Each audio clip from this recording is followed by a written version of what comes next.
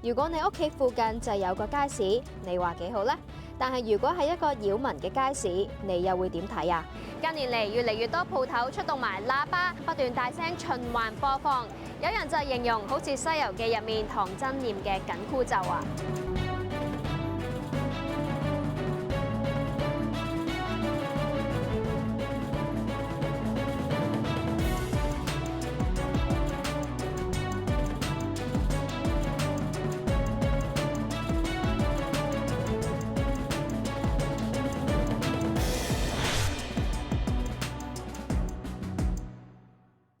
賣嚟睇，賣嚟揀，呢句地道嘅叫賣聲喺市集入面聽到都覺得好熱鬧啊！不過如果喺屋企聽到叫賣聲，仲要由朝到晚咁循環播放，你又覺得點呢？日常生活之中，方便呢兩個字好緊要，交通方便、出入方便、買嘢方便，大家都想。如果你屋企附近就有個街市，買嘢唔使行太遠，你話幾好呢？但係如果係一個擾民嘅街市，你又會點睇啊？做生意為咗吸引客人幫襯，大聲叫賣係好平常嘅事。近年嚟越嚟越多鋪頭出動埋喇叭，錄晒音咁不斷大聲循環播放。有人就形容好似《西遊記》入面唐僧念嘅緊箍咒啊！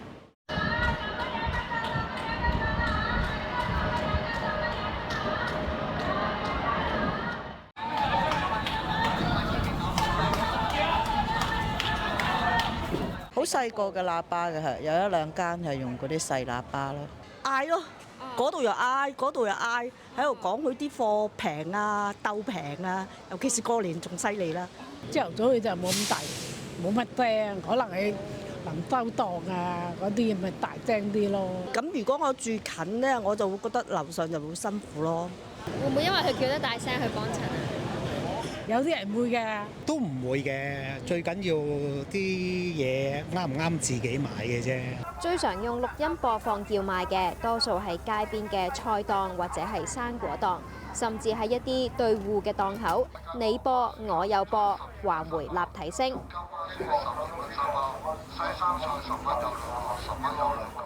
可能一般嚟買餸嘅人買完就走，最多都係俾佢哋轟炸2-3分鐘，冇乜所謂。不過我哋收到唔少住喺附近嘅街坊投訴，話佢哋長期都俾呢啲噪音滋擾，覺得非常困擾啊！以前呢條街冇乜菜檔嘅，即係都係啲比較民生嘅鋪頭啦。跟住係 Covid 之後，就街邊多咗呢啲菜檔、豬肉檔咁樣。但係有兩間特別嘈嘅咧，就應該係近呢1-2個月開張嘅。佢哋好習慣用人聲同埋拍手聲去叫賣啦。跟住如果係喇叭咧，佢哋會即係可能錄定音啊，跟住就全天候咁樣播住啦。嗰兩檔真係由朝嗌到晚，好似喺度鬥大聲咁樣啦。每一日最嚴重就係開檔同埋收檔嗰陣啦。最大嘅滋擾就係噪音方面啦，因為佢嘅叫賣內容其實都好單一重複，同埋真係個聲量太大啦，有啲拍手聲都會令人覺得煩躁嘅。梁律師啊，用喇叭連續播放叫賣聲係咩情況之下屬於犯法呢？根據呢個香港嘅噪音管制條例咧，咁裏邊講到任何嘅時間，即係唔係話獨定即係當然你夜晚可能更加嚴重啲啦。咁但係其實就任何嘅時間，只要話造成到一啲滋擾嘅情況，而個聲音大到咧，即係其實普通人都聽到係一個滋擾㗎啦。咁當然咧就環保署可能會用一啲去測試啊，用呢啲情況去睇下嗰個分配有幾高啊咁樣。咁但係如果你話即係構成一啲滋擾，特別係長期嘅一啲播放咧，咁呢樣嘢咧其實咧就環保署會採取行動，咁就可以去告上去法庭啦。咁會有啲咩罰則呢？嗱，其實咧最高刑罰去到10萬蚊咁多㗎。受滋擾嘅市民應該點做呢？咁其實咧，佢可以幾樣方法嘅，一就親身去即係報呢個環保署啦。咁另外一個方法咧就係去報警，因為其實咧警方嚟到亦都幫手會搜證啦。咁同埋咧自己嚟講有陣時啲唔同嘅時間或者即係最好嘅方法咧就係自己錄低佢先，甚至乎錄影咗啲證據先。咁就變咗幫助咗日後就算警察嚟嘅時候，可能附加多啲證據咧，咁自己都有一定嘅證據喺手度先咯。我冇開啊，我都冇開喇叭。佢話有時都會有。咁一時時咯，但係好細聲啊，唔係好大聲啊。係啊。你呢家俾人開咗未啊？梗有啲大聲啊！喂，啲風啦！大概幾點會開啊？趁你夜晚做地界嘅事啦。我唔知，我開早，唔係開下晝，佢下晝開第先。係啊，我開朝頭早，唔好意思。住喺附近嘅居民期望菜檔可以用另一種宣傳或者吸引顧客嘅方式去做生意，亦都希望喺呢種文化差異之下，大家可以共融，尊重返呢度嘅文化。做生意熱情叫賣招來係無可厚非，但係最緊要記得係要有公德心，唔好擾民，咁就賣嘅好生意，買嘅又開心，雙贏就最好啦。每朝早嘆翻杯咖啡，可能係唔少人嘅習慣，覺得咖啡有醒腦提神嘅效果，可以令到自己快啲進入工作狀態。不過如果貪方便，用咖啡送藥，分分鐘斷送埋健康。喺香港呢個分秒必爭嘅城市，我哋成日都要過住快餐式嘅生活啊！即係食嘢要快，做嘢要快，連病咗都要快啲好返啊！但係呢一啲嘅都市習慣係有可能會令到我哋面對一啲健康危機㗎。為咗提高工作效率，香港嘅打工仔更加會使用各種各樣嘅提神醒腦方法，一杯又一杯嘅咖啡，提高專注力嘅能量飲品，如非必要都唔想離開崗位，並且盡快完成工作。咖啡係對你嚟講有啲咩作用啊？提神啦，提神。一日會飲幾多杯啊1至2杯，1、2杯。哇，4、5杯咁。你覺得有冇幫助啊？點都有嘅，但係可能只要成為一個習慣。咁如果咧你要食藥，但係你身邊冇水咧，得可能咖啡或者茶，你會唔會照用嚟食用咧？啊會，我有做過，會。有冇試過啊？有試過。但係你會唔會擔心可能用咖啡送藥有其他嘅問題出現呢？冇諗過。其實咧，一般就唔建議用咖啡送藥嘅。其實清水送藥咧就最安全，個藥效會最穩定。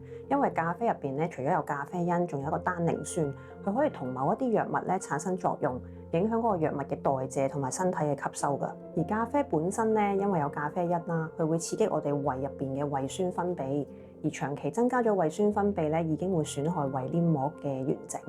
加上如果病人同時係食緊消炎止痛藥、類固醇，呢啲都係傷胃嘅藥物咧，長遠嚟講其實增加咗患胃潰瘍嘅風險。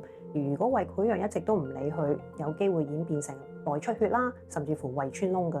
而其實除咗咖啡之外咧，仲有其他飲品都有咖啡因㗎喎，茶啦，一啲能量嘅飲料啦。咁所以我哋會建議病人咧喺食藥前後1、2小時就避免飲呢啲飲品啦。近年低糖同埋高纖嘅健康飲食文化成為咗潮流啊！大家都會偏向揀啲原形食物為主，希望可以食得健康啲喎。豆腐類嘅咯，或者豆類咯。蔬菜啦，係啦 salad 啦咁樣。高高甜都會嘅，咁可能係雞蛋啊。即係牛油果。牛油果。高纖菜、西蘭花。我特別會食西蘭花。我係食西蘭花多啲㗎。但係呢啲健康嘅食材都唔係人人啱食㗎。咁其實高纖嘅飲食咧，纖維係咩嚟嘅咧？纖維係指一啲由植物而嚟嘅元素啦，可以分為水溶性纖維同埋非水溶性纖維嘅。其實佢哋唔會俾人體吸收同消化，但係佢可以維持我哋腸道嘅健康同埋降低膽固醇。咁但係亦都唔係所有病人咧都適合一個高纖嘅飲食嘅喎。喺某一啲特別嘅情況下咧，我哋會好謹慎。譬如如果個病人已經有一啲已知嘅腸道疾病，可以係嚴重嘅腸炎、腸潰瘍、腸道嘅腫瘤或者收窄，甚至乎可能病人以前做過手術，肚入邊有黏連，而繼而有反覆性嘅腸梗塞嘅話咧，咁佢哋都唔應該食一啲高纖嘅嘢食㗎。而患上腸易激綜合症嘅病人，雖然佢哋個腸嘅結構冇問題，但係如果佢哋食咗一啲非水溶性嘅纖維或者一啲高腹明嘅食物，意思即係呢類食物容易喺腸道入邊發酵產生氣體，咁佢哋就會咧腹脹啦，同埋腹痛會加劇嘅喎。而常見嘅食物例子就包括一啲豆類啦、洋葱啦、椰菜啦、小麥等等。仲有啲咩種類嘅食物係有機會導致到頭先講嘅問題呢？除咗蔬菜生果咧，其實堅果類咧都有機會導致呢個脹氣嘅問題嘅。雖然堅果本身營養好豐富啦，佢可以提供不飽和脂肪、維他命、礦物質俾身體，咁但係佢其實不易消化，所以某類型嘅高腹明堅果咧，我就要小心去食啦。例如講緊杏仁啊、開心果啊等等。咁而家都市人好中意食嘅牛油果，其實都係一種高腹明嘅食物嚟嘅。同埋好多都市人咧3餐唔定時，成日都暴飲暴食，咁呢啲都會增加咗食物滯留喺胃部嘅時間，從而增加咗胃脹氣嘅問題㗎。醫生建議，即使係健康食物喺食用嘅時候，都需要考慮自身腸胃狀況。更加重要嘅係，一旦出現持續劇烈嘅腹痛，千祈唔好當做普通胃痛而延誤就醫啊！對於保護我哋腸胃同埋腸道健康，醫生有啲咩建議啊？都有嘅。咁除咗唔好用咖啡送藥之外咧，我哋都要保持翻一個均衡嘅飲食，攝取足夠嘅纖維。咁幾多纖維先係足夠呢？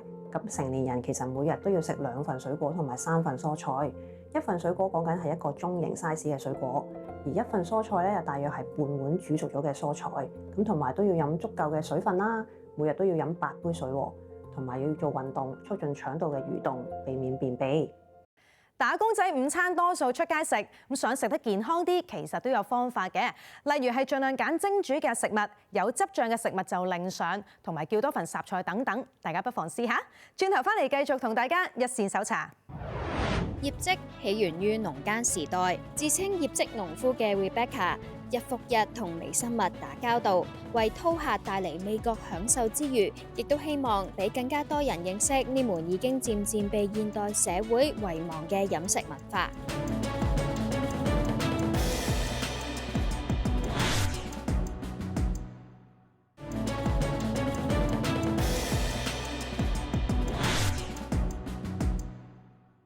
講起織物，大家可能會諗起日本嘅織蘿蔔、韓國嘅泡菜。咁其實醃漬菜都係我哋中菜嘅一部分嚟㗎，好似醃製過嘅梅菜、芥菜都係我哋日常嘅食材。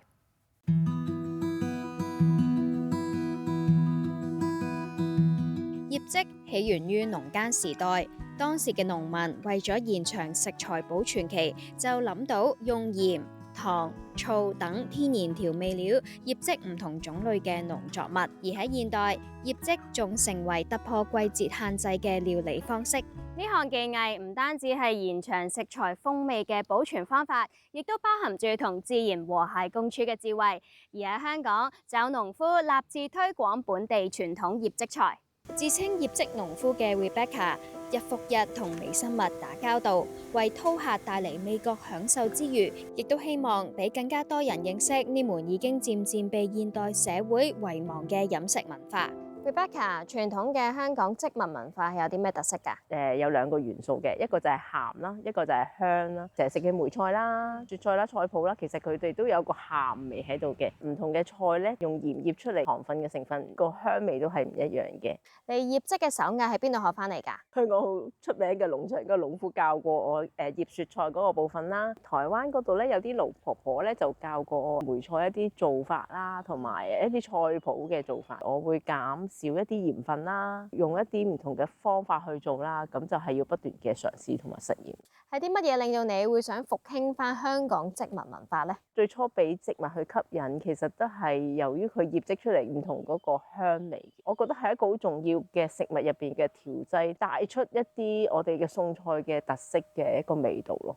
世界各地都有醃製發酵嘅蔬菜，亞洲嘅代表有泡菜同酸菜，而西方就有酸黃瓜同醃製橄欖。鹹香、梅香、撲鼻香 ，Rebecca 堅持自己織菜自己種，而佢實驗種植同研究多年嘅產品，就係餐桌上不時會出現嘅菜脯、梅菜、鹹酸菜啦。Rebecca， 醃製菜主要用邊幾種蔬菜嚟做原材料㗎？雪菜嘅，我哋就用雪菜嚟醃啦。梅菜咧，我哋都係用翻梅菜嚟醃嘅。鹹酸菜我哋就做潮州嘅鹹酸菜，所以用包心芥菜。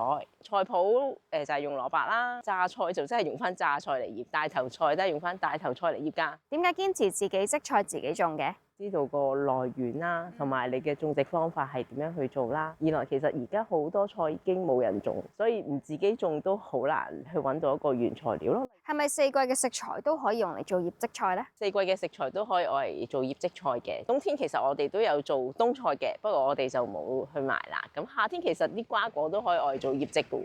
要做醃製菜，欲速則不達。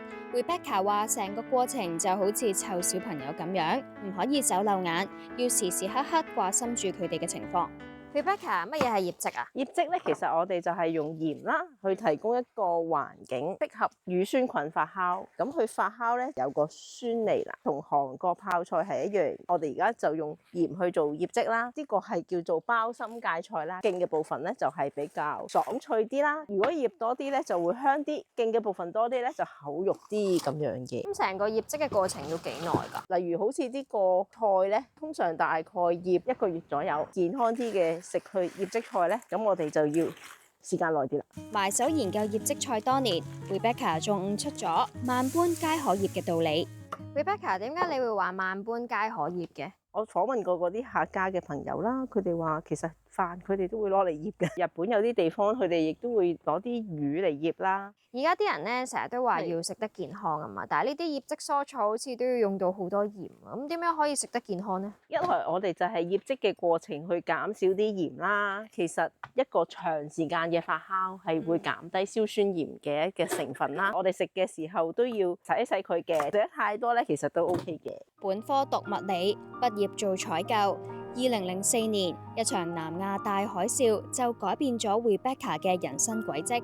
Rebecca， 點解當初你會揀做農夫嘅？南亞海嘯嗰年啦，覺得生命原來可以好脆弱，由做商業工作啦，咁就轉去中國嘅寧夏嗰度做一啲扶貧發展嘅工作。咁喺嗰度就見到好多農民生活嘅狀態啦。咁我覺得農民其實佢哋嘅地位被忽略咗嘅。後來我就覺得好似你成日講一個理念，但係你冇自己去實踐嘅時候，咁所以我其實覺得係想同行，所以就自己選擇去進入呢個農夫嘅行業啦。呢度由農棚、磚地到水力等設施，都係由佢自己一手包辦。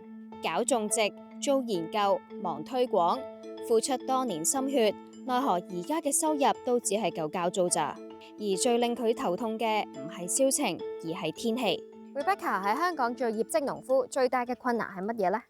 其實近幾年嘅天氣都係一個影響嘅，例如夏天一定有幾場暴雨啦，冬天就好熱啦，其實會影響冬天嘅蔬菜生長啦。例如榨菜其實係需要寒冷啲嘅天氣，連續陰雨天，咁我又曬唔到菜嘅時候，咁我就要去好小心咁樣照顧住啲醃漬菜啦。如果唔係一不小心就會發毛啦。咁喺銷情方面有冇啲咩擔心嘅嘢呢？都係要讓更加多人認識醃漬菜呢個嘅價值，醃漬嘅過程咧嘅縮水率係好高嘅，人睇到佢嘅價值，仲係需要一啲時間咯。而家個情況係咪都改善咗？多人認識咗嘅，咁其實除咗賣醃漬菜，我都有做一啲教育嘅工作坊啦。透過自己真係一齊去做嘅時候，了解咗啊，係喎，我哋嘅過程其實真係好簡單，我哋冇加一啲防腐劑，就係用鹽去令佢有發酵嘅作用發生咯。做咗差唔多10年，有啲咩體會啊？頭嗰幾年我都係學習啦，因為農業其實係一個好大、好深奧嘅範疇，面對緊唔同嘅困難，都係要不斷咁樣學習咯。同埋做農夫就係一個不斷學習嘅過程咯。醃漬菜要做得好，一字記之曰等。Rebecca 就期望藉住呢份時間醞釀得嚟嘅味道，能讓更多人對香港呢片土地同食材有更多嘅尊重。最近有外國朋友嚟香港，我當然盡地主之誼帶佢周圍玩、周圍食啦。佢臨走嘅時候咧就話後悔預得太少時間喺香港啦，因為仲有好多地方想去，好多嘢食想試喎。梗係啦，香港真係好多嘢玩嘅。唔使數手指都知道，下星期2就係大年初1正式踏入馬年啦，所以昂坪360到一馬當先。為市民同旅客送上昂坪360駿馬躍動迎新春，將新春氣氛帶到昂坪市集，喺周圍帶嚟祝福滿滿嘅萌爆駿馬打卡位，預祝大家馬年行大運！圓形廣場聚集祝福嘅駿馬大型裝置，金駿報喜迎新春。5匹駿馬分別着上賀年唐裝，戴上粉紅色花朵，染成紅色鬃毛，以及披上福字馬鞍，以可愛新春造型出現，象徵五福臨門，寓意吉祥、富貴、健康、長壽同快樂。今年嘅新春裝置有著名堪輿學家麥玲玲師傅參與設計，而且師傅仲會喺大年初5早上11點吉時現身昂坪市集，送上新春祝福兼大派開運小掛飾同金幣朱古力，真係機會難得啊！而麥玲玲師傅話馬象徵前進、成功同力量，所以市集牌坊旁嘅馬道工程幸福輪以桃花、籤筒同金元寶佈置，象徵幸福、健康同財富。賓客可以轉動中間嘅幸運輪盤，轉出財運、事業、愛情多重好運。菩提樹旁邊嘅金喜福袋賀新歲，賓客可以踏入巨型福袋中，同堆滿嘅金元寶以及可愛駿馬合照，象徵新一年財福環抱、金銀滿屋。我們從台灣過來，剛剛出纜車站的那一個，很好看，很喜氣啊！我覺得呢個好特別，所以我影相，全部都咁多隻馬，睇到好多馬，嗰個萬年好運，身體健康咯，最緊要身體健康，我哋揾多啲錢。I wish for everyone here to find love, yeah. 即日起至2月27日，本地居民喺昂坪360官方網站可享約半價優惠，購買本地居民限定來回纜車套票。而套票內容包括麥玲玲師傅開運小掛飾同纜車探知館門票1張。開運小掛飾將會根據賓客到訪日期派發，數量有限，送完即止。喺年初1至年初6，昂坪360更加邀請專業醒獅團隊，每日中午至下午喺昂坪市集涼亭前進行醒獅表演，同賓客一齊慶祝新春。大年初2仲特別邀請上年出演春晚嘅普寧富美青年英歌隊，聯同年僅6歲，被稱為中國小小非遺傳承人嘅莊欣琪小朋友，現場表演擁有300幾年歷史，屬於國家級非物質文化遺產嘅潮汕英歌舞，大家千祈唔好錯過啦！位於西營盤嘅舊贊育醫院主樓同埋上環嘅廣福祠，最近正式列為法定古蹟。對歷史古蹟有興趣嘅朋友可以去參觀下。至於報料，歡迎大家 WhatsApp 去到68960931，聽晚繼續一線搜查。呢度係九龍城馬頭圍村，一條樓齡超過60年嘅公共屋邨。我唔甘願駁企啊，駁企就穿窿㗎啦。喺度住咗30年嘅顧女士就表示，村內設施老舊，能夠重建都係好事嚟㗎。走在前線，一線搜查。